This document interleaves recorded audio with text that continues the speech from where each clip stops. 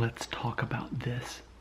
I got a comment on a video called "No, I didn't get a hair transplant, but it could be BRB shampoo."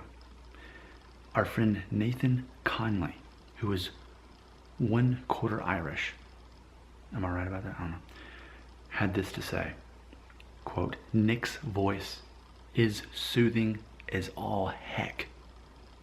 He's so nice and relaxed in these videos. It's nice seeing someone who's like this instead of people screaming at their screen like a psycho. Edit, also, your hair seems much more thicker and healthier than the video I came from before, which was the second video on how to tell if your hairline is receded," end quote. So thank you. And I think there's definitely something I need to address in this. And by the way, so glad, so grateful for that comment. But he's talking about how soothing, nice, relaxed, soothing, nice, relaxed that I am, instead of screaming. Let's psychoanalyze that. Unless you're really new here, you've been introduced to a character I play called Naughty Nick. And if you haven't, then after this video ends, you've got some research to do. I don't know if you're looking at this on your laptop or your phone or whatever, but when I look at it on the computer, there's a little search box for my videos, like for my channel, and you could type in Naughty Nick, and like at least a dozen videos would pop up. I've had this character going on for like years now. Every so often, I make a video in character as Naughty Nick, and this character is my version of what people think the epitome of alpha male is supposed to be. A very exaggerated version of, well, basically like WWE wrestlers from the 1980s from when I was growing up. Or Napoleon Dynamite by default, one of my favorite movies. Rex from Rex Kwon Do, you know, the character where they go to this free class. So it's like, largely it's that character, but it's my own southern spin on it, mixed with WWE. And that character is constantly yelling, just pure, raw, aggressive energy going on. And I created that character as social commentary on this whole concept. And it is true, a lot of people have told me that I am calm and I am seemingly normal in a way that other YouTubers aren't. And I know that, and maybe, you know what, in theory, if I were to edit my videos and have all the flashy stuff and have better, actually create thumbnails, then I would have a better audience. But for me, I'm not interested in that. I want a more organic experience. This is a channel about psychoanalyzing hair loss and what that means to your identity. And for me, I don't need all that. I'd rather have just more down-to-earth conversations that largely you're initiating in the comments. Let's talk about, though, the fact that I am calming, because I think that's important. I think that what happens is, especially in the culture of hair loss, and it's a subculture, right? I mean, it's not like we're talking about hair loss out in public.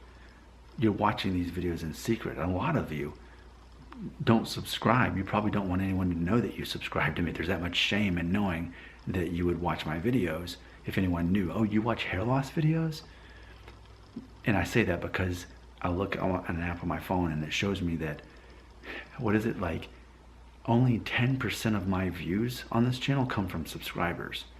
So that means 90% of the people who watch don't subscribe. They don't want to commit to me and me talking about hair loss all the time. I definitely think that what I do is an underground movement as far as hair loss psychology. But I think there's a lot of anxiety experience for people in hair loss. And I think it's important that you have someone who's just trying to talk it out with you, helping you sort it out. Because I always tell everybody, we're all at different points on our hair loss journey, or climbing the pyramid, or whatever you want to say. I'm at the top now, looking down, helping other people. And some people are at the very bottom level, and I've got to get them up maybe a couple more levels to where they can really focus more on their own life instead of their hair and that sort of thing. So I think for me, I definitely want to be a voice of reason as well, a voice of logic when it comes to hair loss, because I think hair loss can make men so focused on themselves that it's almost an ironic form of vanity, that you're so obsessed that you're not good looking that it makes you self-obsessed on your image. When we think of someone who is conceited, we think of someone who already is good looking and they know it and they're obsessed with it and they're vain, right? But with hair loss, it kind of does the opposite. It changes your looks to some degree. It makes you feel ugly or whatever, old or whatever negative adjective you want to use. And then you become obsessed with the fact that your DNA apparently is betraying you, is betraying your looks. So I think it is important to have a calming voice of reason for people who are experiencing hair loss and who aren't. Because what's my shtick as a YouTuber about hair loss? It's not. I'm not the hair transplant guy. He exists. What's his name? Hairliciously? I think that's his name.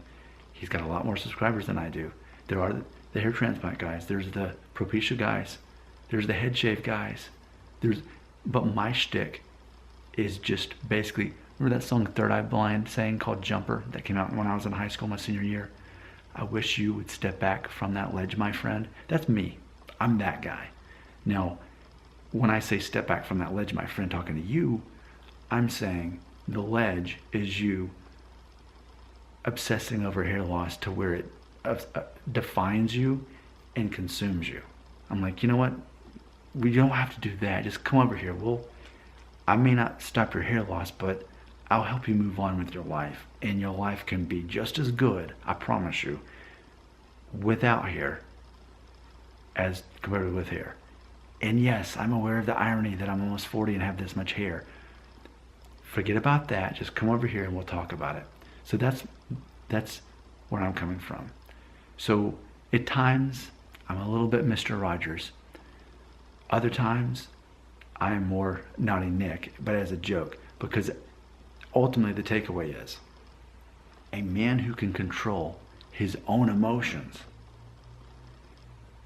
is a man who can control his own thoughts, a man who can control his own identity, a man who can control ultimately how he perceives other people's perception of him.